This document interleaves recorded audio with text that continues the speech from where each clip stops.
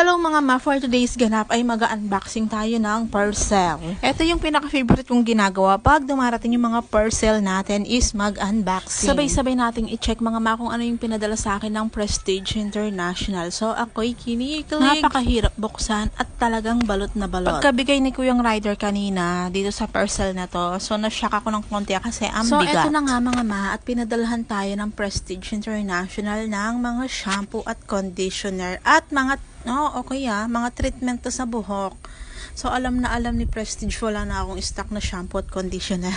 So FYI mga ma, ang Prestige International ay kay Sir Manix. Ayan, popular siya and sikat ang Prestige International na mga product at super legit po. Yung mga nakatry na ng kanyang mga kilikinis spray, ayan, super legit po. So, ayan, ang dami nating stock na mga shampoo and conditioner at treatment sa buhok. At itong Brazilian Botox na to, ayan, madalas yan ang